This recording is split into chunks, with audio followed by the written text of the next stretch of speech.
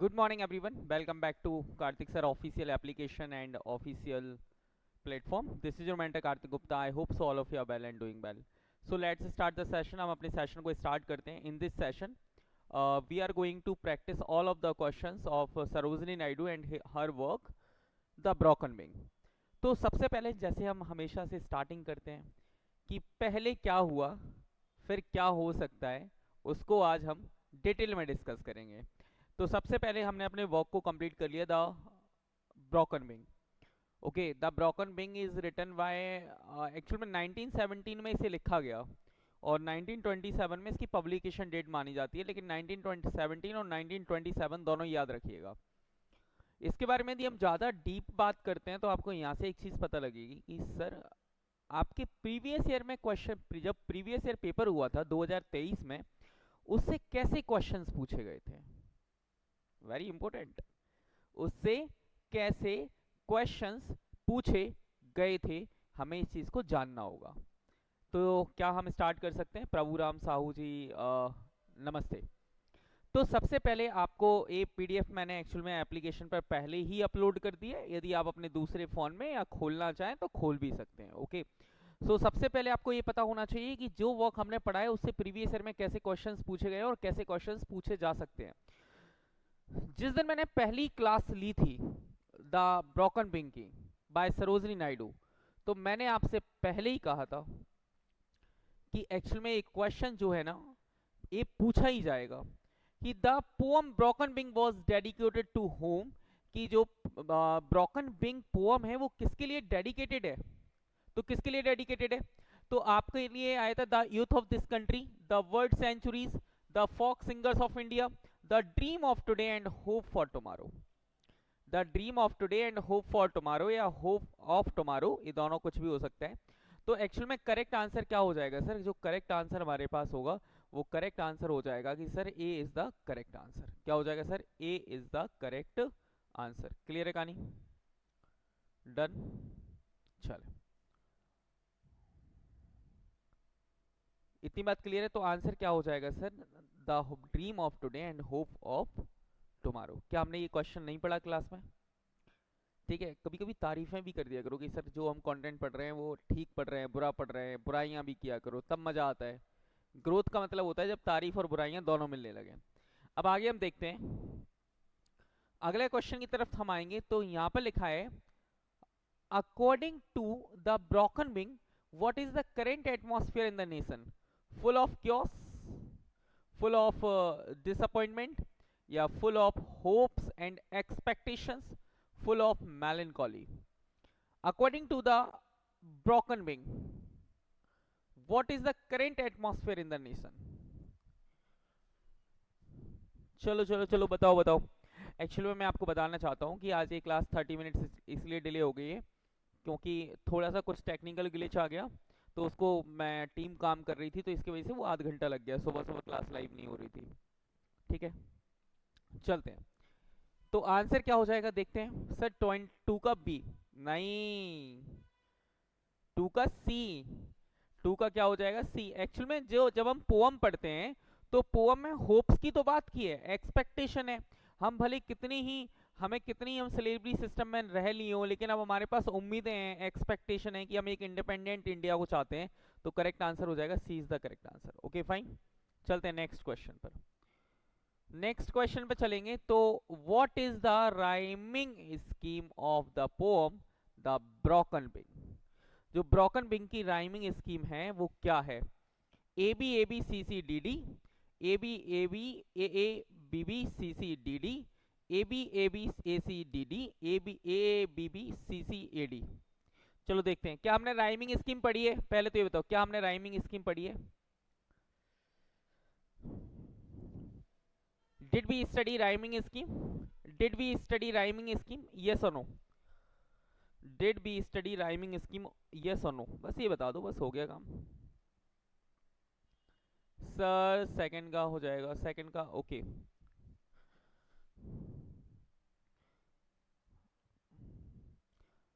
मुझे बताओ rhyming scheme पढ़ी है सर. बी थर्ड का क्या हो जाएगा? बी.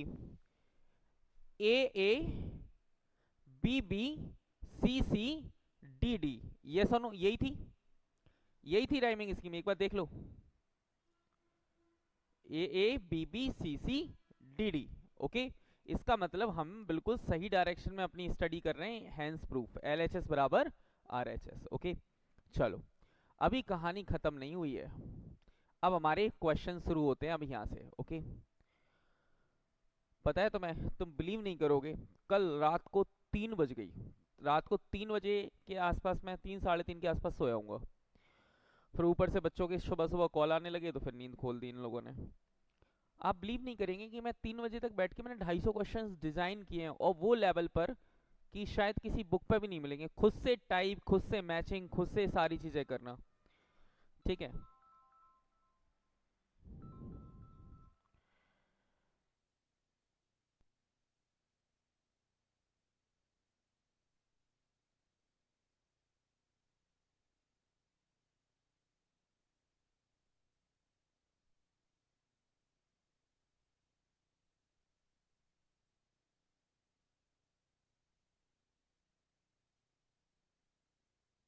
यहाँ पर लिखा हुआ है what season symbolize renewal in the broken wing.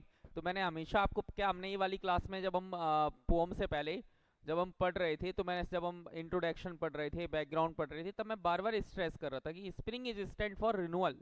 Okay, कि कुछ रिजुविनेट करने के लिए हम इसका यूज करते हैं। तो इसका मतलब क्या हो जाएगा, तो करेक्ट आंसर जो है इसका क्या होगा, करेक्ट आंसर हो जाएगा कि sir summer spring is the correct answer. Okay, चलते हैं आगे, हम बात करते हैं। Who is metaphorically addressed as song bird in the poem, a dying soldier, the British empire, the poet herself, a real bird. देखते हैं कौन कौन है। तेनू पागल कर दिया।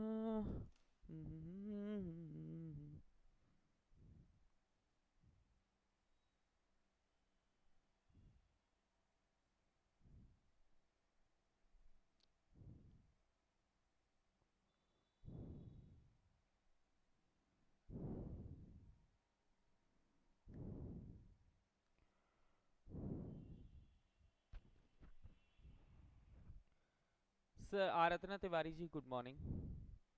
द पोएट हरसेल्फ, यहाँ पर किसकी बात हुई है, पोएट ने अपनी ही बातें की हैं। किसके बारे में बात की है, अपने बारे में ही बात की है। द पोएट हरसेल्फ, वही टूटी हुई हैं। अब नेक्स्ट पर हम आते हैं। यहाँ पर नेक्स्ट क्वेश्चन क्या है आपसे,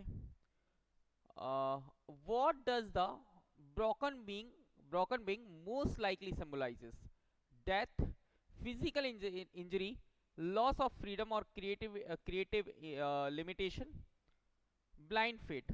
आंसर करिएगा क्या होगा। तेनू पागल कर दिया, आंसर मुझे बताओ क्या होगा।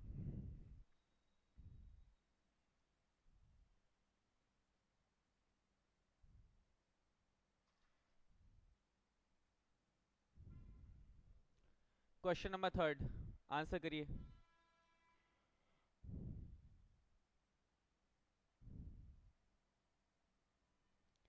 तो यहां पर किस चीज की बात हुई है sir, the loss of freedom and creative limitation. Yes, loss of freedom and creative limitation. चलते हैं अगले क्वेश्चन पर आते हैं। अरे यार बोर्ड भी तेरा पागल कर दिया।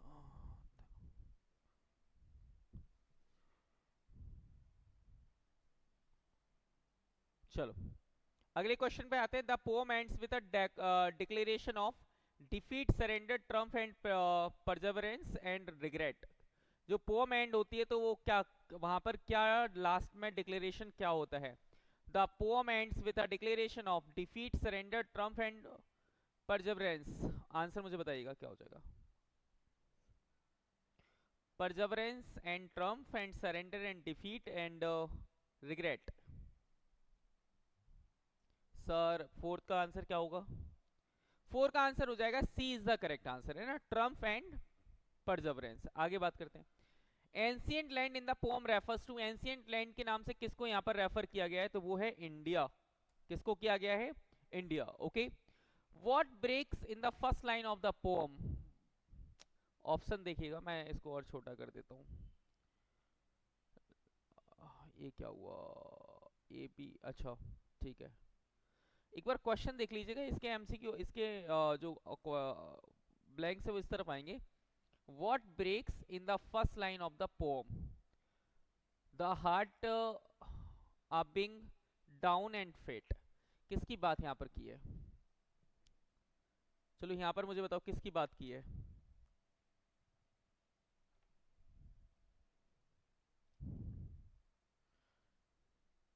इन्होंने पूछा है आपसे, क्वेश्चन समझना।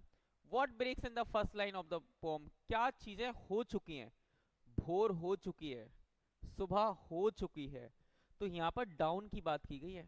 DAWN, डाउन, डाउन की बात हुई है ना। क्या ब्रेक हो चुकी थी? डाउन ब्रेक हो चुकी थी ना। यस, चलें अब आगे बात करते हैं। what kind of tone dominates the final stanza of the poem? Melancholic, triumphant and hopeful, and sarcastic and natural। Answer बताइएगा मुझे क्या है।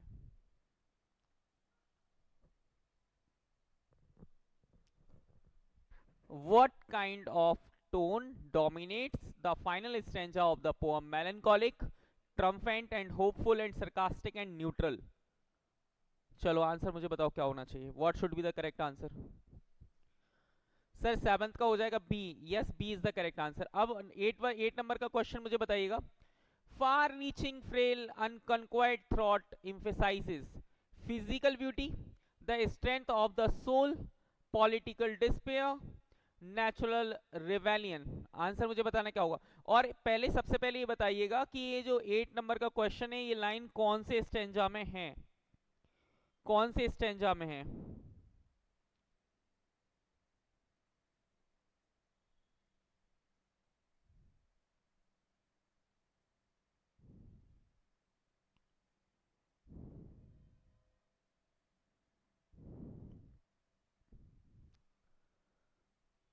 सर इन्होंने क्या दिया, 8 का B, the strength of the soul is the correct answer. लेकिन कौन से स्टेंजा की लाइन है?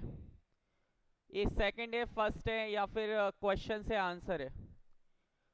Sir second, okay. आंसर ये क्वेश्चन है। क्वेश्चंस वाला स्टेंजा है या आंसर वाला स्टेंजा है? बताओ एक बार फटाक से।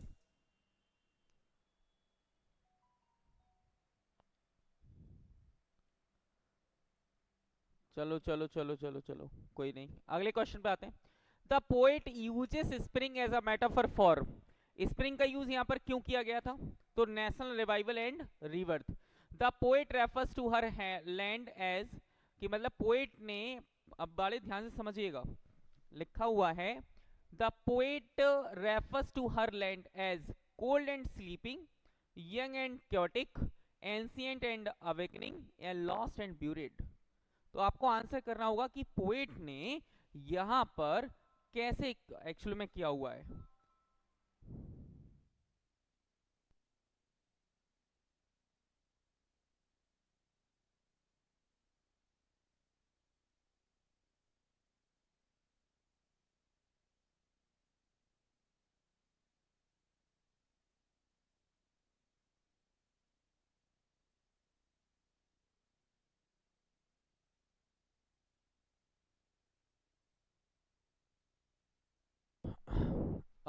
वर्षा कह रही है सर 10 का C, ancient and awakening. Yes, correct answer क्या हो जाएगा सर?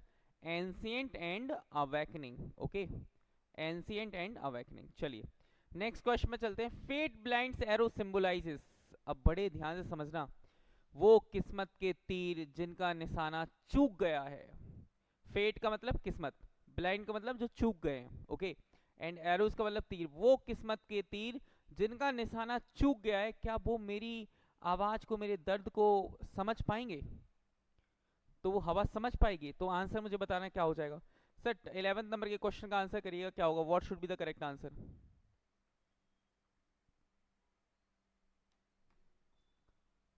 चलो आंसर मुझे बताना क्या होगा। Fate blind arrow symbolise random suffering और challenges, spring spiritual confusion, political attacks, natural disaster. 11 का सी, 11 का क्या हो जाएगा, C is the correct answer. Yes, correct answer होगा जाएगा C is the correct answer. Okay, which natural image is use to represent renewal in the poem, मतलब कौन सी नेचुरल इमेज का यूज किया गया है रिन्यूअल को रिप्रेजेंट करने के लिए। तो आई थिंक वो स्प्रिंग थी, देखते हैं क्या है वो, क्या है, स्प्रिंग है। Okay, the poem suggest that the poet soul is, poem suggest करती है कि जो पोएट की वो सोल है वो कैसी है, लॉस्ट इन डिस्पेयर, दुखी में खोई हुई है, ब्रोकन बियॉन्ड रिपेयर, मतलब इतनी टूटी हुई है कि रिपेयर नहीं की जा सकती, फ्रेल बट अनडिफीटेड, फ्रेल है बट अनडिफीटेड है, हारी नहीं है, तो मतलब थकी हुई है लेकिन अभी हारी नहीं है, डिटेच फ्रॉम द वर्ल्ड। तो मुझे आंसर बताने क्या हो जाएगा सर, 12th का हो जाएगा, 13 का आंसर मुझे बताइए। मैं पागल कर दिया। अच्छा, तुम लोगों में से इंदौर से कौन कौन है, कोई इंदौर से, आप लोगों में से कोई इंदौर से है?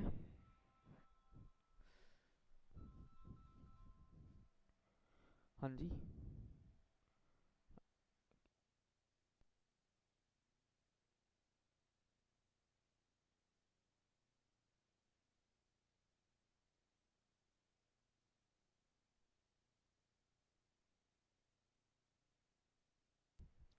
ठीक है। तो the poem suggest that the poem solace क्या है, फ्रेल है, थकी हुई है, टूटी हुई है, लेकिन अनडिफीटेड है, हारी नहीं है।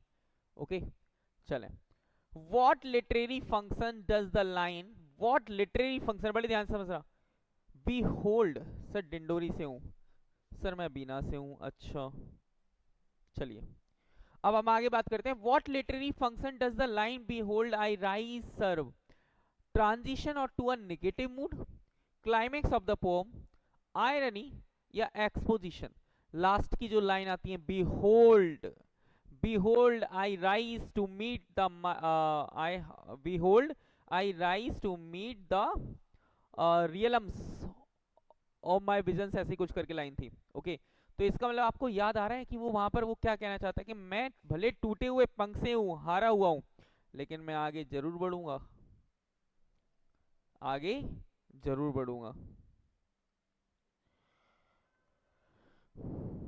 तो आंसर क्या हो जाएगा, क्लाइमेक्स, आयरनी तो यहां पर नहीं है, आयरनी तो यहां पर है ही नहीं ना, यहां पर transition to a negative mood भी नहीं है, क्लाइमेक्स ऑफ द पोएम है, तो लास्ट में क्लाइमेक्स आता है ना, सेकंड लास्ट लाइन है, सेकंड स्टेंजा की सेकंड लास्ट लाइन थी कि behold I rise to meet,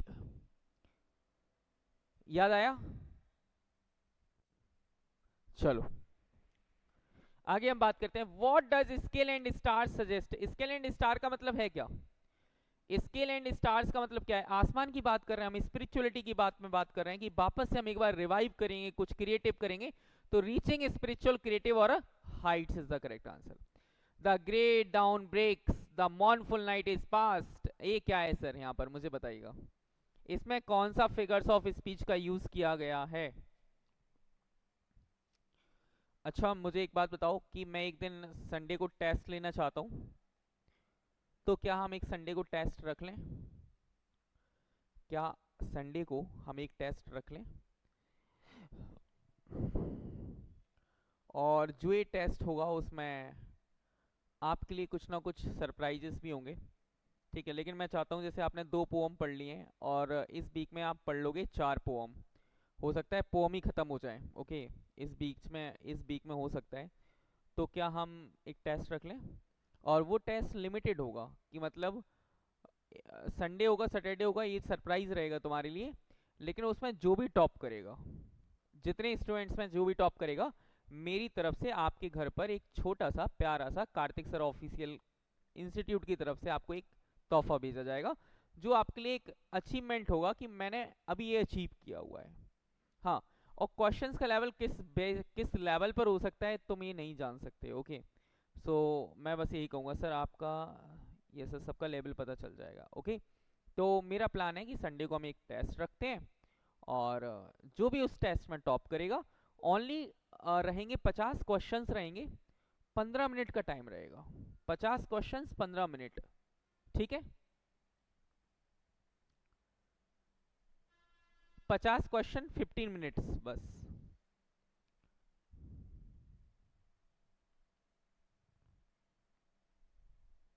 चलो, अब हमने आगे कहा आपसे कि the great dawn breaks the mournful night is past. तो आपको पता है ग्रेट डाउन ब्रेक्स टूटता कौन है? यहाँ पर तो एक तो यहाँ पर देखना कैसे यूज किया है। मैं आपको कई दफा कहता हूँ आपसे चीजों को कि थोड़ा सा चीजों को समझना। यहाँ पर लिखा है great dawn breaks, okay, great dawn लिखा हुआ है, यहाँ पर लिखा है मॉर्नफुल नाइट। इसका मतलब सर दो अपोजिट चीजों की बात हो रही है। तो पहली बात तो एपिस्ट्रॉफी हो नहीं सकता, हाइपरबोल हो नहीं सकता, आयरनी हो नहीं सकता। आंसर्स होगा एंटीथेसिस एंड पर्सोनिफिकेशन। सर मैं नीचे से टॉप करूंगी, देख रहे हो, ये हमारे बच्चों का लेवल है, ये हमारे बच्चों का लेवल है। ये पहले से ही सरेंडर करके बैठे हैं। सरोजनी नायडू की पोम पढ़कर तुम्हें कुछ उम्मीदें नजर नहीं आई कि जिंदगी में कितने ही हारे हो, लेकिन कितने ही टूटे हुए हो, लेकिन हमेशा उम्मीदें रखो, स्प्रिंग तुम्हारे भी जीवन में आएगी।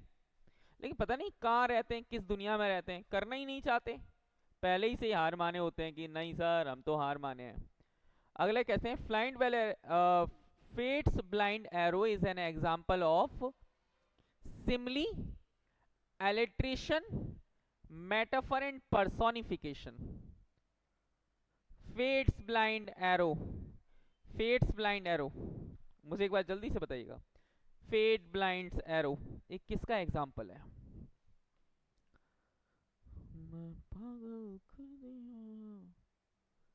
क्वेश्चन नंबर 17 का आंसर मुझे बताइएगा क्या होगा।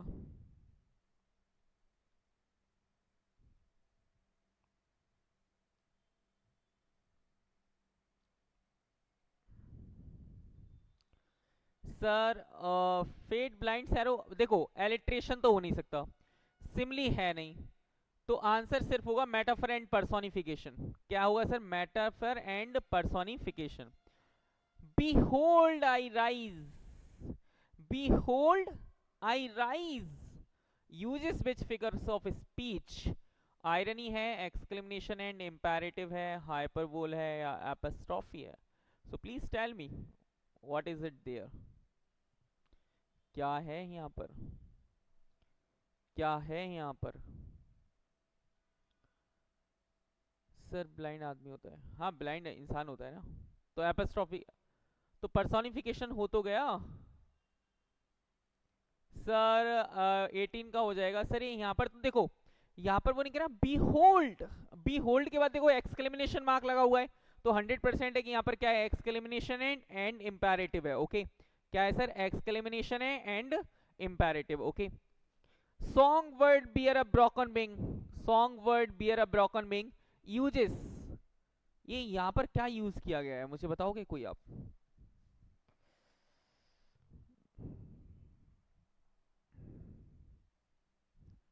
लिखा हुआ है song word bear a broken wing uses simile, rhetorical questions and symbolism and irony and onomatopoeia।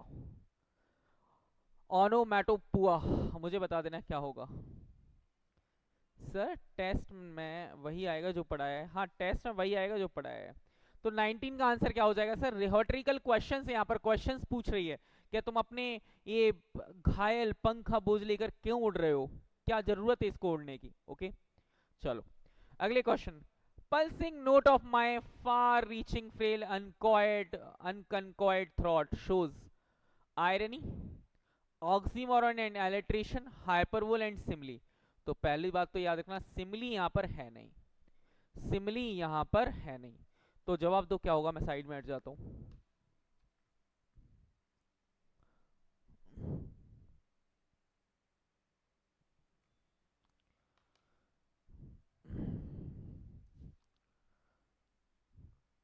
ठीक है, तो pulsing note of my far reaching frail, F F का साउंड आ गया, तो एक तो एलिट्रेशन यहाँ पर बनती है, ऑक्सीमोरन एंड एलिट्रेशन। 20 का सी कैसे हो जाएगा वर्षा? 20 का सी कैसे होगा? स्वाति 20 का सी पिटोगे तुम, 20 का सी कैसे होगा मुझे बताना। Far F, far reaching frail, far reaching frail याद आ रहे हैं, अनकनक्वाइड थ्रॉट। 20 का B, oxymoron and alliteration. Sir कैसे? यहाँ पे लिखा हुआ है फार रीचिंग फ्रेल अनकॉइड, यहाँ पे लिखा है फ्रेल और अनकॉइड, फ्रेल और अनकॉइड, इसका मतलब दो पॉजिटिव, वो नेगेटिव है, ये पॉजिटिव है। तो यहाँ पर तो आपका ऑक्सीमोरन हो गया ना, जैसे गुड और बैड। बिटर एंड स्वीट, तो ये ऑक्सीमोरॉन है, ये क्या है सर, ऑक्सीमोरॉन है। Done. Scale the star upon my broken wings. अब आपको पता है, अब मुझे एक बार बताना, मैं भले टूटी हुई हूं, मैं भले टूटा हुआ हूं, लेकिन मैं अपने सपनों के आसमान में तारों को जरूर छू कर आऊंगा। स्टार का मतलब ड्रीम्स। मैं इस इंडिया को आजादी दिला कर रहूंगा, हमें इंडिपेंडेंस मिलेगी। इसका मतलब क्या है, एक तरफ तो हमने कह दिया ब्रोकन और एक तरफ कह दिया स्केल द स्टार। स्केल का मतलब होता है छूना, अपने सपनों को छूना, स्केल करना। ओके, स्केल का मतलब नापना नहीं है, वही वाला समझ रहे हो। स्केल का मतलब है यहाँ पर कि अपनी चीजों को पहुंचना, वहां तक रीच करना। तो एक्चुअल में आप यदि यहाँ पर देखने की कोशिश करोगे, मैं आपको हिंट करता हूं, स्केल द स्टार्स। ओके, बात समझ रहे हैं, स्केल द स्टार्स, ये क्या है, पॉजिटिव। और फिर अपनी बात से मुकर गया कि माय ब्रोकन विंग, जैसे मैंने कहा कि सभी पेड़ पौधे इंसान है और सभी इंसान पेड़ पौधे हैं, तो हमने बात को पलट दिया, सभी पेड़ पौधे इंसान है लेकिन उनमें से कुछ पेड़ पौधे इंसान से ज्यादा बेहतर है। तो हमने अपनी बात से जब हम पलट जाते हैं, तो एक तरफ हमने कहा कि scale and stars, scale the stars upon my broken wing. ठीक है, तो मतलब हमने एक तरफ तो कहा कि हम आसमान छूकर आएंगे लेकिन मेरा पंख टूटा हुआ है। तो आंसर है paradox and metaphor, paradox and metaphor. Vedanshi, कैसे गलती कर दी मालिक आपने ये।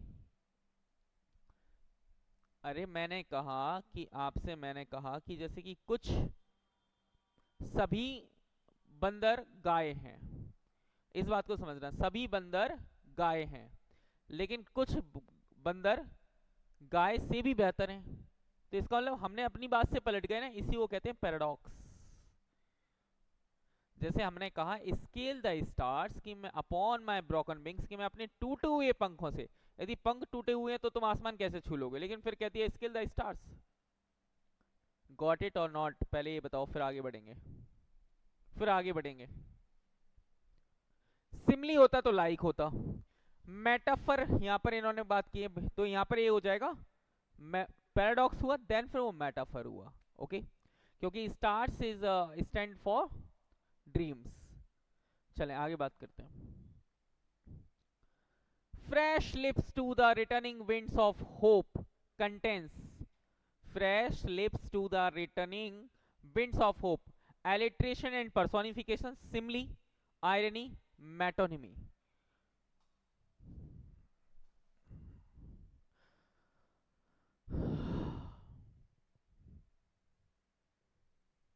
ट्वेंटी टू का आंसर मुझे दीजिएगा।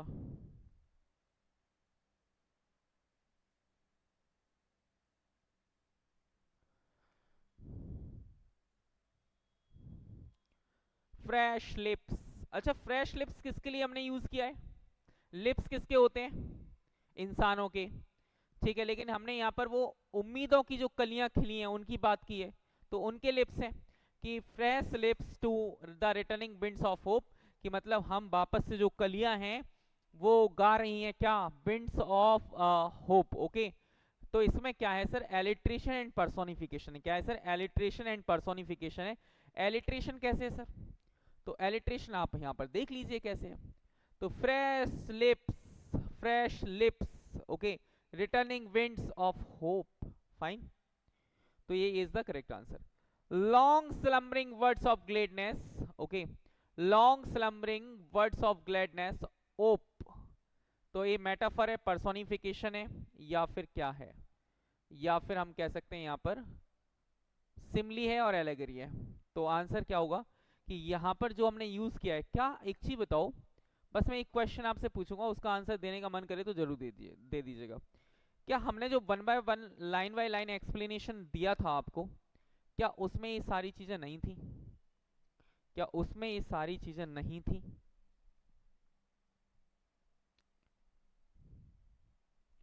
क्या हमने उसमें सारी चीजों का यूज नहीं किया,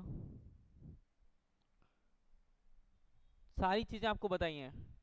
23 का मेटाफर होगा, मेटाफर होगा या पर्सोनिफिकेशन होगा, सिमली होगा, जल्दी से बताओ मुझे। तो ये क्या हो जाएगा, तो आंसर मुझे बताना 23 का करेक्ट आंसर क्या होगा सर, पर्सोनिफिकेशन। क्या किया गया है यहाँ पर, पर्सोनिफिकेशन किया गया है कि लॉन्ग स्लम्बरिंग वर्ड्स, मतलब एक लंबी, एक कहते हैं ना लंबी नींद के बाद, गहरी नींद के बाद वो क्या है, उम्मीद की कलियां जो हैं वो खिल रही हैं, खिल चुकी हैं। आगे हम बात करते हैं। कहते हैं हमें यहाँ पर 25 को देखिए, 24 को देखिएगा। कहते हैं towards the glory of renascent light uses, towards the glory of renascent light personification, metaphor and symbolism at simile, किस चीज का हमने यूज किया है? Question number 24।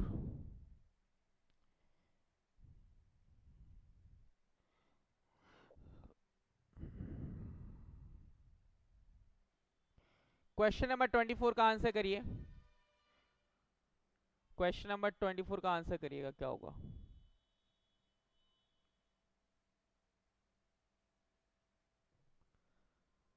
तो यहाँ पर लिखा हुआ है जो, तो आंसर क्या होना चाहिए? पर्सोनिफिकेशन तो नहीं है, metaphor and symbolism. Very good, very good. The poem as a whole is rich in blank words, epic style, symbolism and lyricism. क्या हमने डायरेक्टली और इनडायरेक्टली इस क्वेश्चन का आपको आंसर नहीं दिया था कि क्या ये ब्लैंक वर्ड्स में लिखी हुई है, कि ये ब्लैंक वर्ड्स में है, क्या ये एपिक स्टाइल में या सटायर में, किस में है ये? मैंने आपको पढ़ाया हुआ है, ये तो बिल्कुल भी मत कह देना कि सर नहीं पढ़ाया।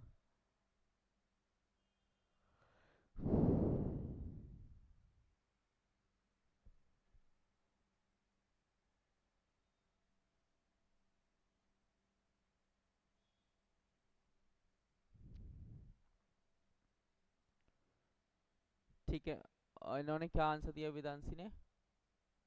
Symbolism and lyricism. ओहो, आज मेरी से चीजें क्यों गिर रही हैं? मैं 10 बार तो मार कर गिरा चुका हूँ आज। अब आगे देखना, अब आएगा मजा। अब आंसर दो इसका, टेक योर टाइम। लिखा हुआ है आई राइज दो आई एम बाउंडेड सोर, who rot this? I rise दो आई एम बाउंडेड सोर।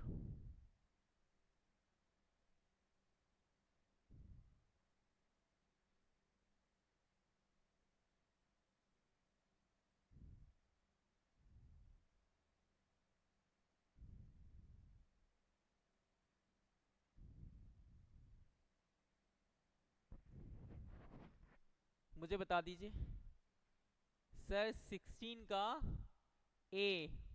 मुझे पता था तुम्हारा आंसर यही होगा। एक्चुअली में माया एंग्लो एक पोएट थी, और जिनका वर्क था still I rise, still I rise. Okay, still I rise में एक्चुअली में ए डिट्टो लाइन है।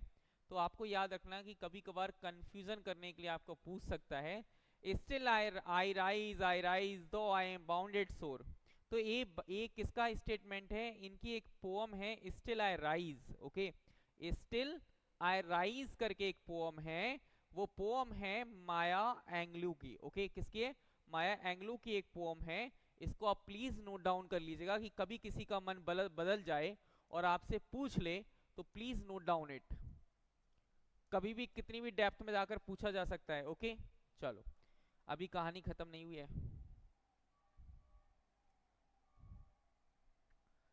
चलो, the line still I rise comes from, the line still I rise comes from,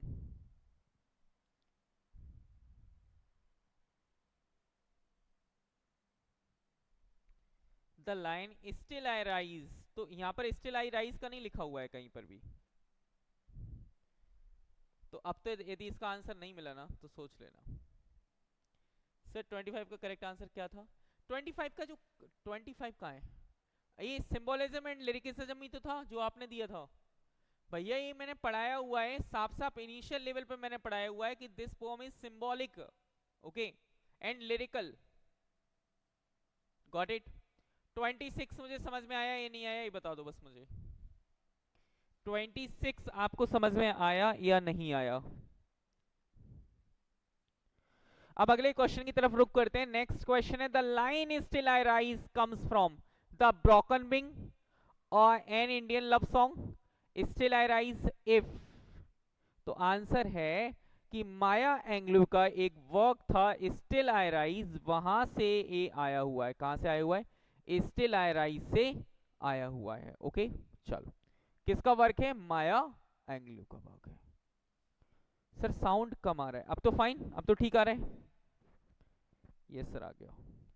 चलो नेक्स्ट क्वेश्चन पे करते हैं। She rose to his requirement dropped is a line by Sylvia Plath, Emily Dickinson and Sarojini Naidu and Christina Rossetti.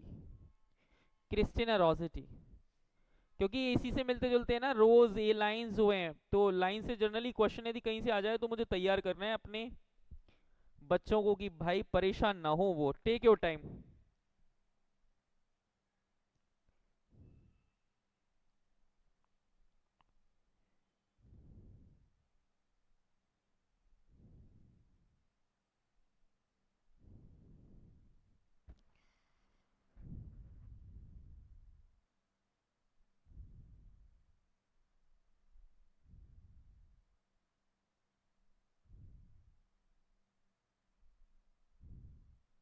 ये जो work है ना, ये लिखा हुआ था इमली डिक्सन ने। ओके इमली डिक्सन जो है वो मॉडर्न राइटर थी। कौन थी? मॉडर्न राइटर, याद रखना। She rose to his requirement dropped is a line, ये है इमली डिक्सन की लाइन है। ओके क्या है सर? इमली डिक्सन। मैं बता तो रहा हूँ, ये लाइन को प्लीज हाईलाइट करके चलिएगा, क्योंकि उसी से रिलेटेड लाइन से जहां से आपको कंफ्यूज करके वो आपसे पूछ सकता है। ओके देन कहते हैं hope is the thing with feathers, hope is the thing with feathers connects with which theme also seen in the broken wing. Hope is the thing with feathers connect with which theme also seen in the broken wing. यहाँ पर इन्होंने option दिया है nature as destructive, political satire, hope despite limitation.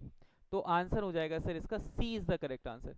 Sir हम जिनको हमने पढ़ना ही नहीं है, जिनको हमने पढ़ना ही नहीं है, मतलब क्या है इसका? मतलब ये तो आपको ये पॉइंट, बस कुछ पॉइंट्स तो याद ही करने होते हैं, आप पूरी की पूरी पोम्स नहीं रट सकते। जैसे कि कहीं पर राइज आ रहा है बार बार, स्टिल आई राइज, और इस पोम में भी राइज आ रहा है, तो वो कंफ्यूज करके वो लाइंस पूछ सकता है कि वो लाइंस उस बॉक्स में भी ऐसी थी और इस बॉक्स में भी ऐसी हैं, तो कंफ्यूज करके वो कुछ भी पूछ सकता है। अरे भैया तुम्हें पढ़ना पड़ेगा, यदि तुम्हें नहीं पढ़ना है, यदि इजी क्वेश्चंस के थ्रू चलना है तो मुझे बता दो, मैं आई एम रेडी कि मैं इजी क्वेश्चन ही आपको पढ़ाऊंगा, ज्यादा कुछ नहीं पढ़ाऊंगा। बता दो मुझे, कोई दिक्कत नहीं, मुझे रत्ती भर फर्क नहीं पड़ेगा। अब तुम्हें यदि ऐसा लग रहा है कि सर क्वेश्चंस का लेवल हाई कर दे रहे हो, बीच बीच में आप एडवांस क्वेश्चन डाल रहे हो, तो मैं नहीं डालूंगा, मैं हटा दूंगा। लेकिन मैं आपको उस लेवल पर तैयार कर रहा हूँ कि यदि क्वेश्चन एग्जामिनर कैसा भी क्वेश्चंस घुमा ले, तुम्हें पता है। अब एक चीज बताओ, क्या तुम राइमिंग स्कीम पढ़कर जाते? क्या ये पढ़कर जाते डेडिकेटेड किसके लिए है? रत्ती भर याद नहीं रहती ये चीजें, लेकिन हमने अपनी क्लास में इतनी बार उस चीज को प्रैक्टिकलिटी के साथ देख लिया कि अब हमें शायद नहीं लग रहा, तुम अपना लेवल शायद समझ पा रहे होगे कि जो प्रीवियस ईयर क्वेश्चंस हैं उनके अकॉर्डिंग, जैसे कि जॉन कीट वाला आपने देख लिया होगा कि या वहां पर हम पीबी शैली की पोम्स पढ़ रहे हैं, लेकिन उसने पीबी शैली की पोम्स में से एक क्वेश्चन नहीं पूछा, उसने जाके उनके वर्क में से पूछ लिया। तो हमें अपनी तैयार होना पड़ेगा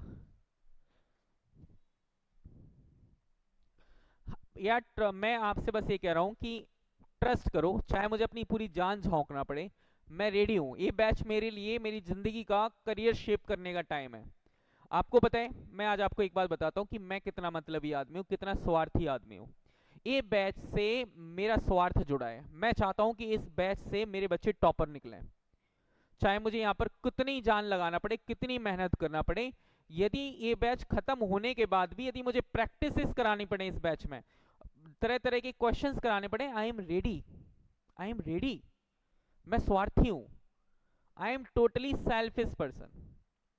मेरा तुमसे स्वार्थ है कि तुम्हें पढ़ाकर, तुम पर फोकस रखकर मैं रिजल्ट ला सकता हूं, और तुम्हारे रिजल्ट आने से मुझे ये फायदा होगा कि मुझे रिकॉग्निशन मिलेगा।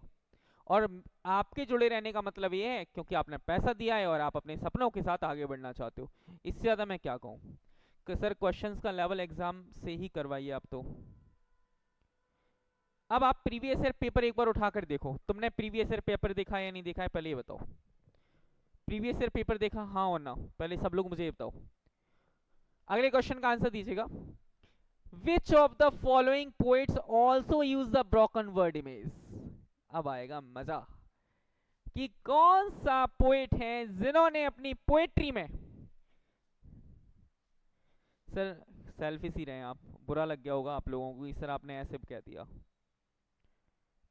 यदि तुम्हें बुरा लगा हो उसके लिए मैं माफी चाहता हूँ, लेकिन मैं सच सच तो यही है, सच तो यही है।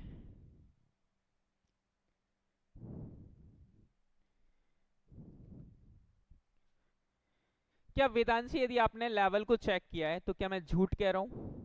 मुझे बताओ, लास्ट के पैसेज यदि एक दिन क्लास में करवा दिए जाए ना, आंखें फटी की फटी रह जाए।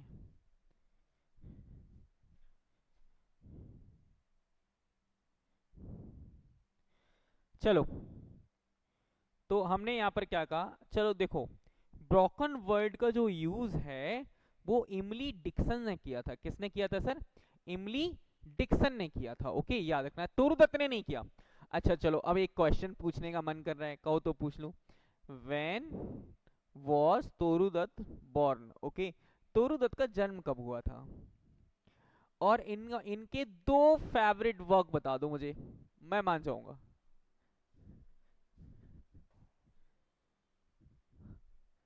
मोस्टली क्वेश्चन वर्क्स में से हैं।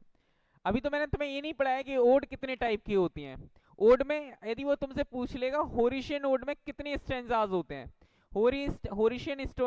होरिशियन ओड के मिड स्टैंजा को क्या कहते हैं, अभी तो सब पढ़ेंगे, अभी तो जस्ट अ बिगिनिंग। ठीक है, अभी मैं टफ लेवल उठा ही नहीं रहा हूँ। तो which of the following poets also use the broken word? तो वो थी इमली डिक्सन। ओके, आपको याद रखना, जब भी कोई ब्रोकन वर्ड का नाम आ रहा है तो वहां पर कौन थी? इमली डिक्सन थी। कौन थी सर? इमली डिक्सन थी। ओके, चलो अब हम सर 1856, शवीना के लिए वेरी गुड, क्लैपिंग फॉर शवीना, बहुत बढ़िया। और इनकी डेथ कब हुई थी शवीना? और इनका एक वर्क तो बता दो, बस एक वर्क बता दो sir. तोरुदत्त was born 1856 and died 1877, and R. Casuarina Tree is her most prominent work. Okay, fine, done. चलो चलो, ये होती है कि क्लास एक एक चीज को याद रखना, तो वो इमली डिक्सन है। ओके, चलिए आगे हम बात करते हैं। The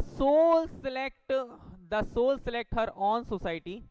okay, the soul selects her own society was written by, ये भी इमली डिक्सन है, याद रखना। I can't live with you is a poem, ये भी इमली डिक्सन की पोम है, याद रखना। अब हम आगे कहते हैं, where the mind is without fear, where the mind is without fear share what common theme with broken wing. तो मुझे बताना कौन सा ये थॉट है। सो राइट नाउ कि हमें कहना पड़ेगा कि हम बस यहाँ तक ही आज पढ़ेंगे, एंड ये क्वेश्चंस, ये वाली क्लास आज यूट्यूब पर भी जाएगी, तो परेशान मत होइएगा, क्वेश्चंस रहेंगे यही, तो क्योंकि प्रैक्टिस तो जानी भी चाहिए, पता लगे उन लोगों को भी। ठीक है, तो याद रखिएगा कि यदि अगले क्वेश्चंस में टोटल मिला के 156 क्वेश्चंस है, उसके बाद मेरा लैपटॉप ख़राब हो गया है कल रात को, तो 156 के बाद की फाइल्स बनी पड़ी हैं लेकिन वो सेट नहीं है। ओके, तो वो आज क्योंकि क्वेश्चंस का लेवल मैं ही सेट करता हूँ, तो बस इतना ही कहूँगा कि वेट करिएगा, शाम तक आपको मैचिंग्स देखने को मिलेंगी उनके वर्क से रिलेटेड, कि उनका कौन सा वर्क कब पब्लिश हुआ था, तो आप थोड़ा सा वेट कर लीजिएगा। ओके, एक फाइल मैंने ऑलरेडी आपके बैच में इस क्लास में अपलोडेड है, लिंक्ड है।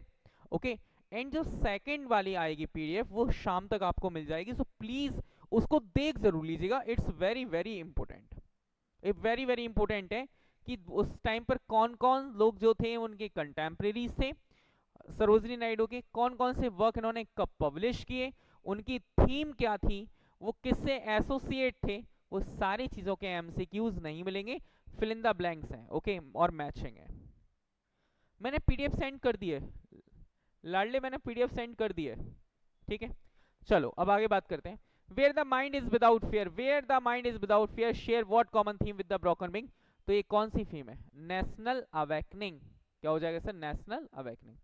आई write in English, dream in Malayalam, this line contrast with Sarojini Naidu use of Sanskrit, Persian, lyrical English with Indian accents, या फिर यहां पर आ जाएगा आपका फ्रेंच। तो फ्रेंच इसका एक ऑप्शन है, इसका आंसर मुझे बताइएगा। 30 3 का आंसर, 34 का आंसर मुझे बताइएगा क्या होगा। I write in English, dream in Malayalam, this line contrast with Sarojini Naidu use of.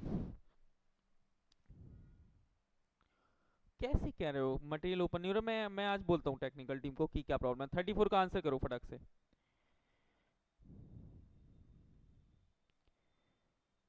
Sir okay very good, lyrical English with Indian sense is the correct answer. Okay चलो आज के लिए बस इतनी काफी है क्या, या और पढ़ने का मन है? The use of the wing as a symbol of creative spirit is also found in, किसकी राइटिंग में फाउंड होता है the use of the wing as a symbol of creative spirit, कि जो बिंग है वो एक सिंबल है क्रिएटिव स्पिरिट का, इज ऑल्सो फाउंड इन, ये कहां पर फाउंड होता है? वो डाउनलोड हो जाता है फाइल मैनेजर में जाकर, डाउनलोड पीडीएफ देखो प्लीज, एक बार चेक करवा दीजिएगा जो भी है ना।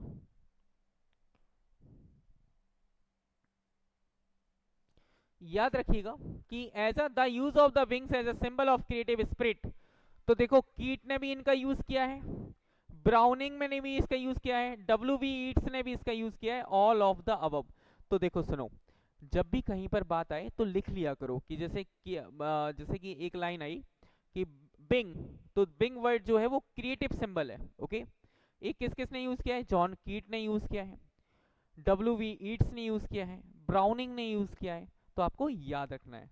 सर 35 का ये कीट्स, नहीं नहीं, all of the above is the correct answer, all of the above is the correct answer. Okay तो चलिए, तो फिर आज के लिए बस इतना ही काफी है, बाकी आपसे मुलाकात करेंगे कल, और कल हम पढ़ने वाले हैं विलियम वर्ड्सवर्थ को, एंड विलियम वर्ड्सवर्थ की थ्रू आउट द लाइफ देखेंगे, और आपको बहुत मजा आने वाला है। तो कल तो बहुत आराम से आइएगा, इत्मीनान से पढ़ेंगे, ठीक है? रेडी हो? चलो ठीक है। और ये गुजारिश है मेरी कि देखो, now I am in Delhi, ठीक है, and now I am planning to move and settle in Indore. Okay, मेरा प्लान चल रहा है, तो हो सकता है कि मेरी इस सैटरडे की फ्लाइट है, तो हो सकता है इस सैटरडे मुझे या फ्राइडे मुझे इंदौर जाना पड़े। तो तुम्हारी क्लासेस बंद नहीं होंगी, वहाँ पर भी स्टूडियो हैं, यदि किसी भी रीज़न से यदि स्टूडियो से क्लास नहीं हो पाती है तो लैपटॉप से क्लास होगी। तो कोई दिक्कत तो नहीं होगी? मुझे बता दो पहले, फिर वरना मैं उस अकॉर्डिंग रिजर्वेशन देखूंगा अपने, उस अकॉर्डिंग फ्लाइट का टिकट कराऊंगा। क्योंकि ये बस अब घर लौटने की बारी है ना, कि एक बहुत 5-4 साल हो गए हैं दिल्ली रहते रहते, अब इंदौर लौटने का मन है, तो वापस से चीज़ों को कुछ क्रिएटिव करने का मन है। ठीक है, चलिए, बाय बाय, टेक केयर, हंसते रहिए, मुस्कुराते रहिए, खुश रहिए, बाय बाय।